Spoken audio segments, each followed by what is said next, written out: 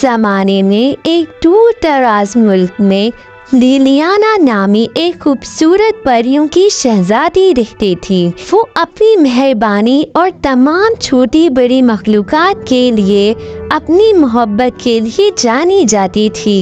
एक दिन जब वो जंगल में घूम रही थी, इसे एक जादुई लिबास नजर आया जो इसने पहले कभी नहीं देखा था। ये लिबास रेशम से बनाया गया था और कीमती पत्थरों और चमकदार हीरों से सजाया गया था। जैसे ही इसने लिबास पहना, इसे महसूस हुआ कि इसकी रगों में एक अजीब तवानाई दौड़ रही है। वो जानती थी कि ये कोई आम लिबास नहीं है।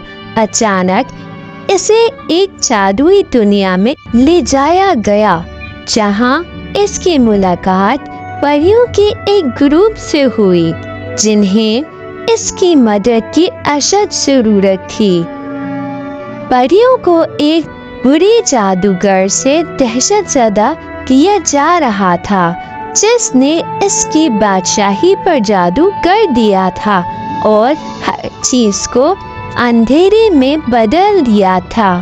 लिलियाना जानती थी कि इसे परियों की मदद के लिए कुछ करना होगा।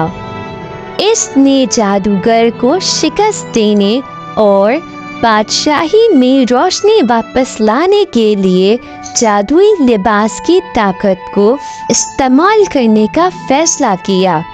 परियों की मदद से लिलियाना एक तलाश पर निकल पड़ी। इसने जादुई लिबास पहना और इसकी ताकत को अपनी तरफ मुतवज्जा किया। ये लिबास हथियारों के सूट में बदल गया और लिलियाना एक जुगनू शहजादी बन गई। इसने जादूगर के दुश्मनों का बहादुरी से मुकाबला किया और आखिरकार खुद जादूगर से आमने सामने आ गई। जंग शदीद थी, लेकिन लिलियाना फतह बनकर उभरी। इसने जादुई लिबास की ताकत को सल्तनत पर डाले गए जादू को तोड़ने के लिए इस्तेमाल किया और रोशनी एक बार फिर बहाल हो गई। परियां बहुत खुश हुईं और उन्होंने लिलियाना की बहादुरी के लिए इसका शुक्रिया अदा किया। वो जानते थे कि वो जरूरत के वक्त उनकी मदद करने के लिए हमेशा इस पर भरोसा कर सकते हैं। लिलियाना अपनी दुनिया में वापस आ गई, लेकिन वो जानती थी कि वो इस जादुई लिबास को कभी नहीं भूलेगी जिसने उसे परियों को बचाने में मदद की थी।